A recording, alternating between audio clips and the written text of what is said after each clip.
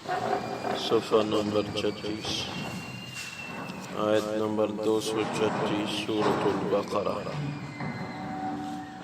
اعوذ باللہ من الشیطان الرجیم، بسم اللہ الرحمن الرحیم۔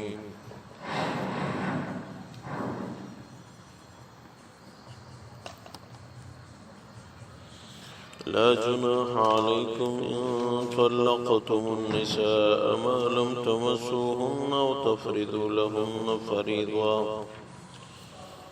ومتعوهن على الموسع قدره وعلى المقتر قدره متاعا بالمعروف حقا على المحسنين۔ اللہ تبارک و تعالی فرماتے ہیں لا جناح علیکم ان طلقتم النساء ما لم تمسوهن، کوئی گناہ نہیں آپ لوگوں کے اوپر اگر آپ لوگ طلاق دیں بیویوں کو ان کو چھونے سے پہلے، او تفرضوا لہن فریضہ یا ان کو مہر مقرر کرنے سے پہلے، ومتعوهن على الموسع قدره وعلى المقتر قدره، ان عورتوں کو متعہ دو، دولت مند اپنی طاقت کے مطابق اور تنگ دست اپنی طاقت کے مطابق، متاعا بالمعروف، یہ فائدہ پہنچانے کا ایک اچھا طریقہ ہے، حقا علی المحسنین، نیکی کرنے والوں پہ حق ہے یہ۔ وَإِن طَلَّقْتُمُوهُنَّ مِن قَبْلِ أَن تَمَسُّوهُنَّ، اگر آپ لوگ طلاق دیں ان کے قریب جانے سے پہلے، وَقَدْ فَرَضْتُمْ لَهُنَّ فَرِيضَةً، اور آپ لوگوں نے ان کے لیے مہر مقرر کیا ہو، فَنِصْفُ مَا فَرَضْتُمْ، تو پھر نصف مہر دے دینا، إِلَّا أَن يَعْفُونَ أَوْ يَعْفُوَ الَّذِي بِيَدِهِ عُقْدَةُ النِّكَاحِ، ہاں یہ کہ وہ لوگ مہر معاف کریں یا وہ جس کے ہاتھ میں نکاح کی گرہ ہے وہ معاف کرے، یعنی شوہر تو الگ بات ہے۔ وَأَن تَعْفُوا أَقْرَبُ لِلتَّقْوَىٰ، اگر معاف کرو گے تو یہ تقوی کے زیادہ قریب ہے۔ وَلَا تَنْسَوْا الْفَضْلَ بَيْنَكُمْ، آپس میں اچھائی کو نہ بھولنا، ان اللہ بما تعملون بصیر، اللہ تبارک و تعالیٰ آپ لوگوں کے اعمال کو دیکھ رہے ہیں۔ اللہ تبارک و تعالیٰ ان آیات مبارکہ میں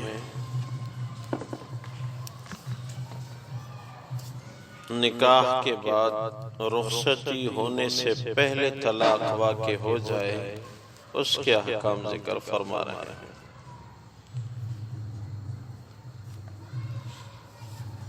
نکاح ہو چکا ہو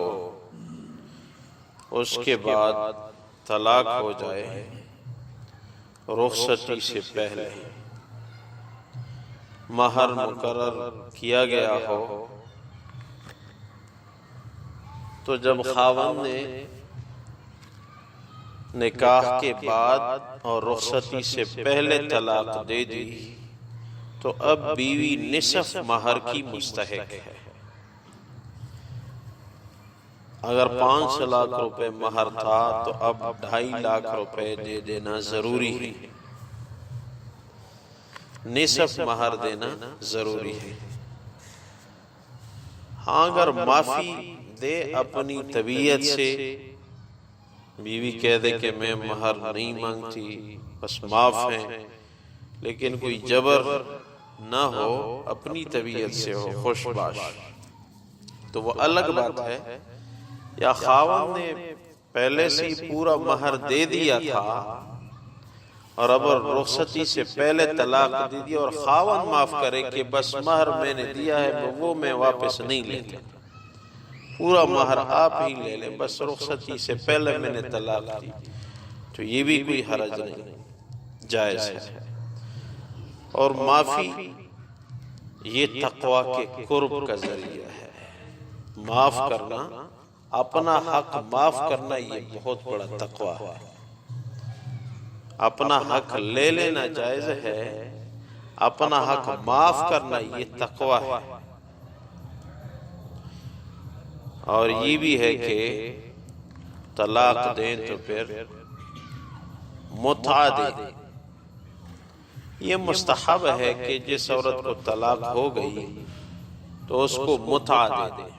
متعہ کا مطلب کیا ہے؟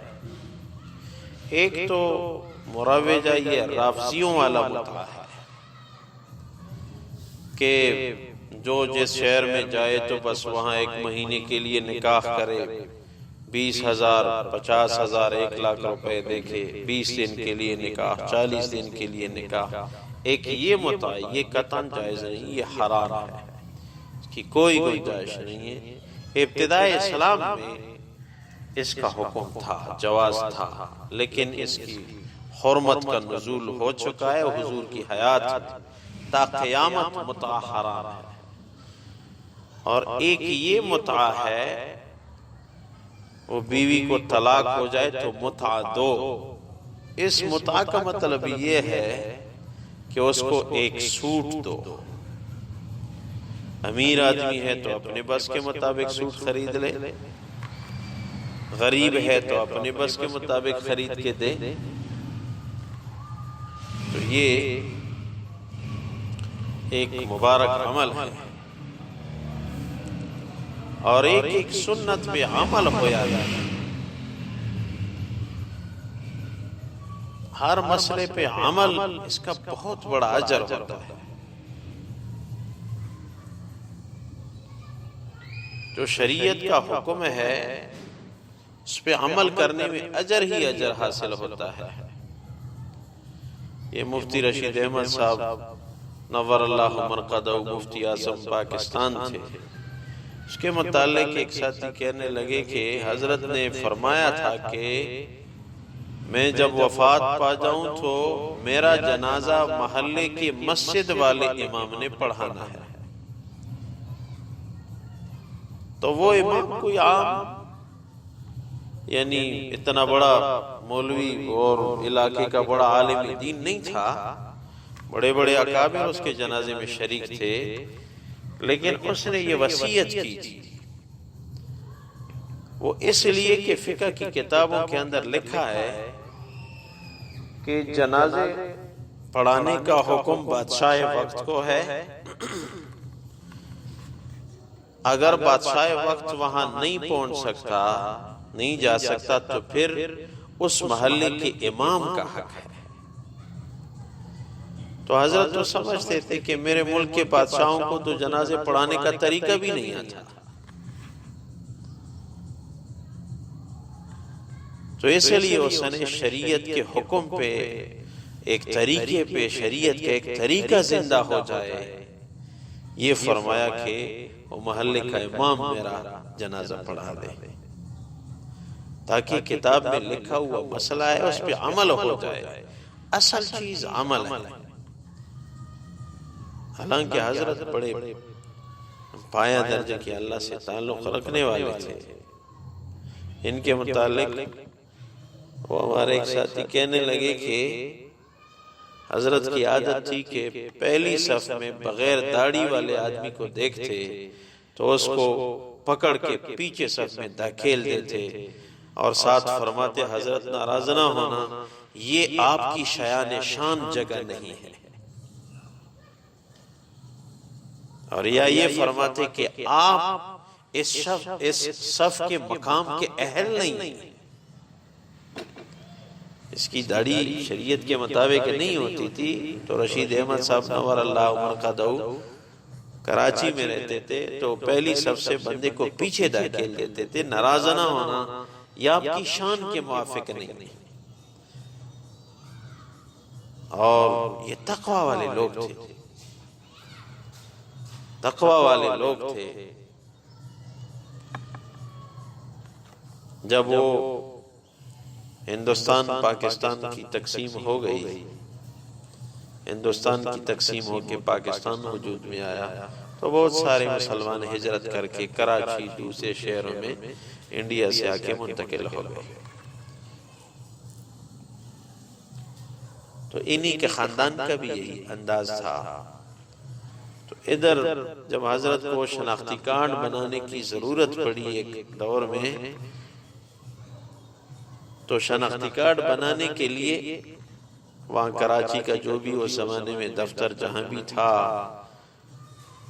تو حضرت گئے تو انہوں نے تصویر کا کہا کہ آپ تصویر دیں، تو حضرت نے انکار کیا، میں تصویر دینے کے لیے تیار نہیں ہوں، تصویر حرام ہے، قیامت میں رشید احمد کیا جواب دے گا؟ انہوں نے کہا یہ ہماری قومی ضرورت ہے اور یہ ضروری چیز ہے، اس کے بغیر تو شناختی کارڈ آپ کو پاکستان کی قومیت نہیں مل سکتی۔ تو حضرت نے کراچی کورٹ میں کیس کیا کہ میں ادھر کا شہری ہوں، یہ میرا حق ہے اور تصویر گناہ ہے۔ اگرچہ علماء کا فتویٰ اس وقت بھی یہ تھا، آج بھی یہی ہے کہ ضرورت کے وقت سینے سے اوپر نصف تصویر دینا جائز ہے، یہ ضرورت ہے، جائز ہے، پہچان ہو سکے، کسی اور کے نام پہ یہ شناختی کارڈ جاری نہ ہو وغیرہ وغیرہ، جائز تھا۔ لیکن حضرت نے فرمایا ایک ہے جواز، ایک ہے تقوی،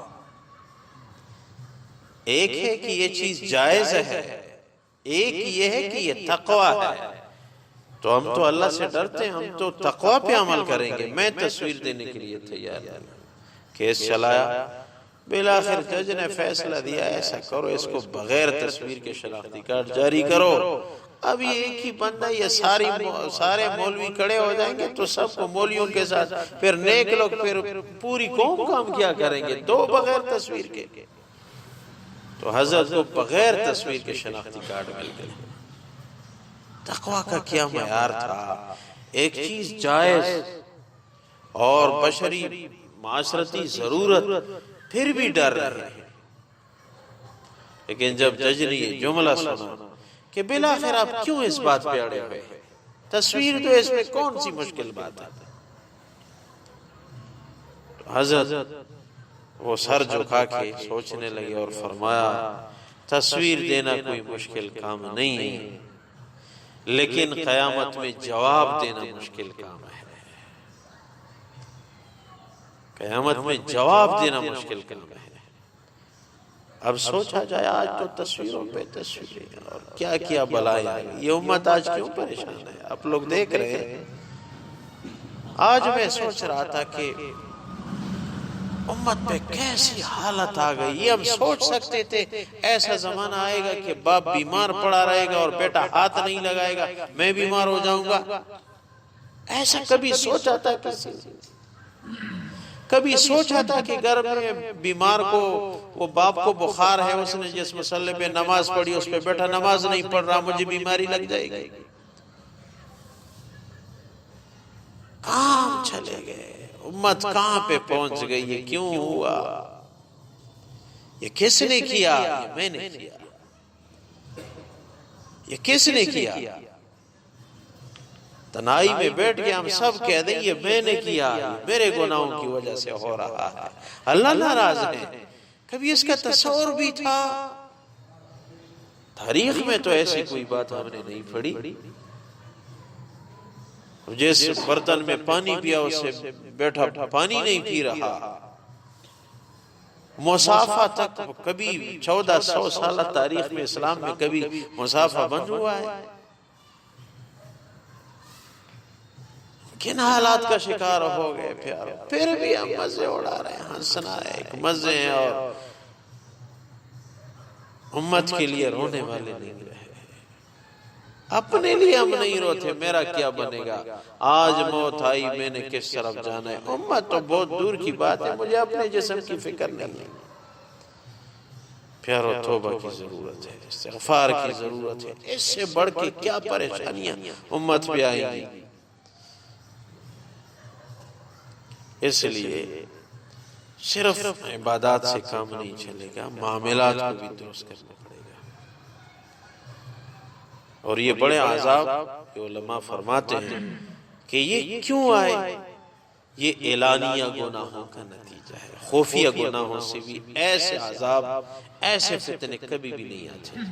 یہ اعلانیہ گناہوں سے یہ چیزیں نازل ہوتی ہیں. ایسے ایسے فتنے. ہم تو جب بنی اسرائیل کا سنتے تھے کہ ان کے ہاں یہ تھا کہ ایک دفعہ مینڈک کا عذاب آیا، بستر پہ مینڈک اور سالن میں مینڈک، پانی میں مینڈک، اور کپڑے اٹھائے تو ان میں مینڈک. ایک کو مار ڈالتے تو 30-40 وہاں فوراً حاضر ہو جاتے. ہم کہتے یہ کیسی گناہگار قوم ہوگی جن پہ ایسا عذاب آیا تھا. ایک دفعہ خون کا عذاب آیا، پانی میں خون اور سالن میں خون اور لیٹنے کی جگہ میں خون، کھانے کی چیز اٹھائیں تو اس میں خون. تو یہ جب ہم سنتے تھے تو میں دیکھتا تھا، مجھے یاد ہے، اچھی طرح یاد ہے، یہ سفید ریشی ایسے کرتے تھے. توبہ یا اللہ، توبہ، یہ کیسی قوم، توبہ میری توبہ. اب آج ہم اپنی حالت کا سوچیں، ہمارے فتنے تو بنی اسرائیل سے بھی بڑھ کے نظر آ رہے ہیں. ہمارے فتنے بنی اسرائیل سے بھی بڑھ کر ہے. ایسا فتنہ ان پہ آیا جیسے آج کل ہے. پیارو، اللہ کے ہاں لوٹنے کی ضرورت ہے. سچے دل سے ہم توبہ کریں اور اپنے آپ سے خطاب کریں. رات کو، آدھی رات کو اٹھو، 2 رکعت نماز پڑھو، یا اللہ یہ میرے جرائم کا نتیجہ ہے، مجھے معاف فرما دے. ہم دوسروں کو ہدف بنا رہے ہیں، فلاں ایسا ہے، فلاں ایسا ہے. کبھی میں نے یہ نہیں سوچا کہ میرے اندر کیا کیا جرائم ہے. اگر اس طرف ہم لوٹ گئے کہ میرے اندر کیا جرائم ہے، بات بن جائے گی. توبہ بہت کام کی چیز ہے، توبہ بہت کام کی چیز ہے. گناہ بیماری ہے، توبہ دوا ہے، اور بیماری کا دور ہونا یہ پھر شفا ہے. گناہ جو ہے یہ بیماری ہے، گناہ بیماری ہے اور توبہ دوا ہے، اور گناہ کو چھوڑ دینا شفا ہے. اس طرف سوچنا چاہیے. توبہ، سچے دل سے توبہ، پھر بات بن جائے گی. معاملات، رشتے، نکاح، ان چیزوں کا خیال رکھنا چاہیے، پھر بات بن جائے گی. اللہ تبارک و تعالی فرماتے ہیں لا جناح علیکم ان طلقتم النساء ما لم تمسوهن او تفرضوا لهن فریضہ. تمہارے اوپر کوئی گناہ نہیں اگر آپ لوگ طلاق دیں اپنی بیویوں کو ان کے قریب جانے سے پہلے یا ان کو مہر مقرر کرنے سے پہلے. ومتعوهن على الموسع قدره على المقتر قدره، اور متع دو مالدار اپنی قدرت کے مطابق اور تنگ دست اپنی قدرت کے مطابق. متاع بالمعروف حقا علی المحسنین، یہ اچھائی کرنے کا ایک نیک راستہ ہے اور یہ نیکی کرنے والوں پہ حق ہے. وَإِن طَلَّقْتُمُوهُنَّ مِن قَبْلِ أَن تَمَسُّوهُنَّ وَقَدْ فَرَضْتُمْ لَهُنَّ فَرِيضَةً، اگر آپ لوگ طلاق دیں اس سے پہلے کہ ان سے ہم بستری ہو اور ان کے لیے مہر مقرر ہو چکا ہو، فَنِصْفُ مَا فَرَضْتُمْ، تو ان عورتوں کو نصف مہر دو. إِلَّا يَعْفُونَ وَيَعْفُوَ الَّذِي بِيَدِهِ عُقْدَةُ النِّكَاحِ، ہاں اگر بیوی کی طرف سے معافی ہو جائے، ان کے رشتہ دار یا خاوند کی طرف سے، وہ جس کے ہاتھ میں گرہ نکاح ہے تو الگ بات ہے. وَأَن تَعْفُوا أَقْرَبُ لِلتَّقْوَىٰ، ہاں معاف کرو گے تو یہ تقوی کے زیادہ قریب ہے. وَلَا تَنْسَوْا الْفَضْلَ بَيْنَكُمْ، آپس میں احسان کرنا مت بھولنا. إِنَّ اللَّهَ بِمَا تَعْمَلُونَ بَصِيرٌ، واقعی اللہ آپ لوگوں کے اعمال کو دیکھ رہے ہیں. یا اللہ فضل فرما، رحم فرما، کرم فرما. یا اللہ ہماری خطاؤں کو معاف فرما. یا اللہ اپنے جرائم پہ توبہ کرنے کی توفیق نصیب فرما.